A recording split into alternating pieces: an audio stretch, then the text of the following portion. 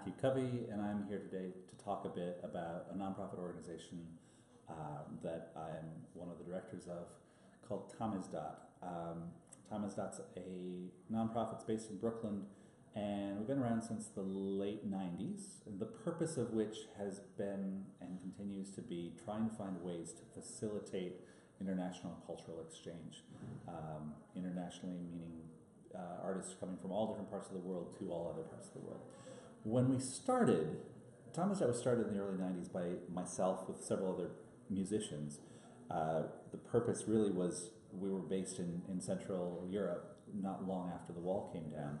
And the original work we were doing was trying to find ways to help the nascent independent music industry of Central Europe start to develop the techniques and strategies and skills for bringing their culture to Western Europe and to the United States, setting up independent labels, setting up distribution, understanding how agencies work. That was the original work that we were doing. So at that time, at one point early on, we had a coalition of about 150 record labels that all worked together from Estonia to Yugoslavia to Romania to the Czech Republic. And the idea was we worked together to create distribution channels for CDs and vinyl.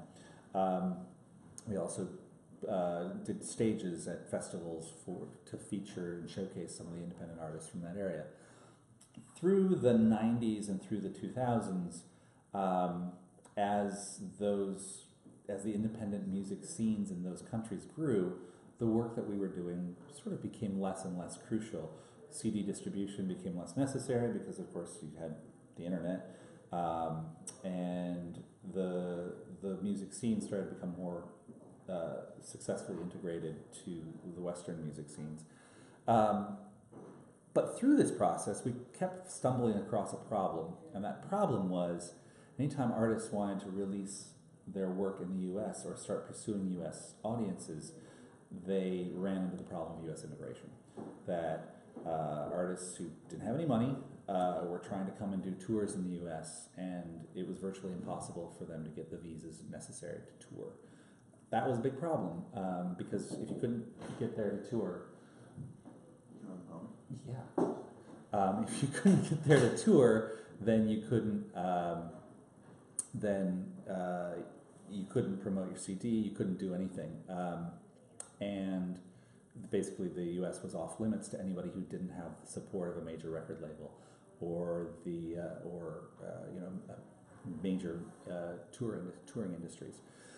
So early on, we figured, well, one of the things we need to do is we need to figure out how to do this independently. We can't afford attorneys. We can't afford the kind of budgets that the large artists are using. So we set about, in a true 90s kind of way, to figure out, well, we can do this ourselves. So at that point, Tamizdat started to explore a visa service program where we would help artists work their way through the torturous U.S. visa process, which is necessary to be able to tour legally in the U.S. Take a stop here for a moment to talk about what that process is. In the U.S., if an artist from outside the U.S. wants to come to the U.S. to perform, they have to have almost any performance is considered working. So you have to get a visa that allows employment. And to get that, there's a very lengthy and often very expensive process artists have to go through to prove that prove that they're very famous and renowned and culturally important, and prove that they have contracted work already set up in the U.S. All of these things have to be put together. Usually means putting together an application that's at least 100, maybe sometimes 200 pages long of all kinds of different sorts of documentation. And the problem with that process is that most people don't know how to do that, and because it's not obvious and there's no particularly good directions out there to help people do it, it becomes a very expensive process, especially when you have to hire lawyers to do it for you. So our goal was to try to figure out how can we help people through this process and do it in a way that's affordable. So Tamizdat set out to set up a visa assistance program. It started in the late 90s and continued to grow through the early 2000s. and it grew significantly. It grew so that from originally helping a handful of artists that we knew and were friends with, up to the point where we were handling artists from all over the world coming into the U.S., handling their cases. In the late 2000s, we started realizing that the scale of the project was getting to be much bigger than we'd ever originally imagined, and it also was becoming clear that as post 9/11 U.S. Homeland Security was getting more and more onerous in the way it was processing these, that the work we were doing was really being hampered by being a nonprofit organization. At which point, I went to law school to become a lawyer so I could keep doing what I'd always been doing, and we spun off a law firm which allows us to pursue specific casework. And at this point, we handle visas for somewhere in the realm of 4,000 to 5,000 musicians and actors and crew members a year, and we're doing this all at a rate trying to do this as cheaply as humanly possible, in order to keep the U.S. accessible to international artists. The work for that specific casework has been taken over by the law firm, which has allowed the nonprofit to handle a bunch of other projects. Specifically, we run a pro bono, like a free legal assistance hotline for people in the performing arts who are having problems with U.S. immigration. So basically, you're a Canadian band and you're coming into the U.S. and you get to the border on your way to your gig in Boston, and they won't let the drummer in. They won't let the drummer cross the border. You don't know why. Well, there's a phone number you can call, and you'll get an attorney 24 hours a day who can pick up the phone, talk with the immigration official, and try and figure out if there's a way that you can get the drummer in. That's one of the kinds of problems we face. Lots of problems we face when somebody goes to an embassy to get a visa and they get denied. They don't understand why, and we're there to help out, figure out why they got denied, and give them some ideas about what they can do to overcome that denial.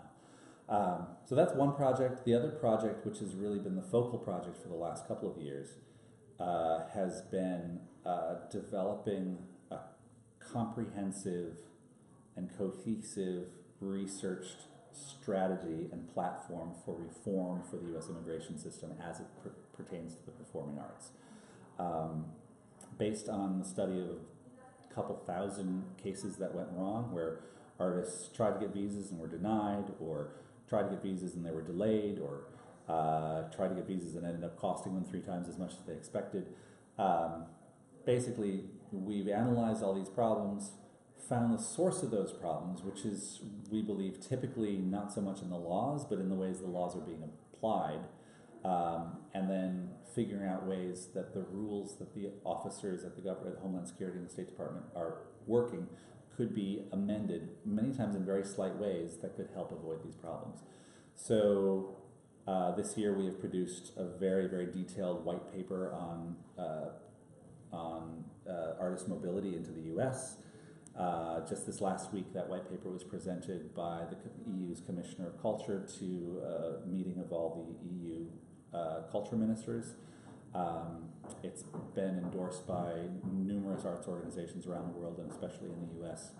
And the idea with this project is to get the biggest coalition of arts and culture organizations around the world to support it and put pressure on the U.S. State Department and Homeland Security to revise and review their procedures. Now, the purpose of this is not to lower American security, and it's not to make it easier for unqualified artists to get visas. It's really focused on trying to make the system simply work more efficiently.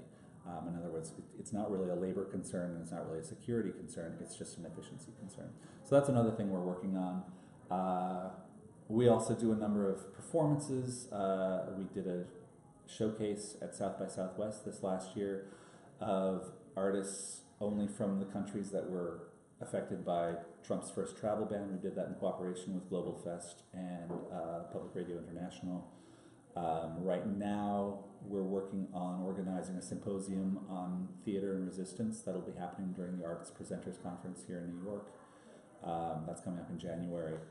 So basically involved with a lot of different strategies and venues for trying to find ways to help the arts fulfill what's really, I think, or what we believe is the real potential for building communities, building connection, and creating a context for empathy between individuals across cultures, across communities, because we believe in that empathy is the only real place to find civil society and to progress the cause of civil society. So we see the arts as a channel for that growth and for that way of trying to improve the world.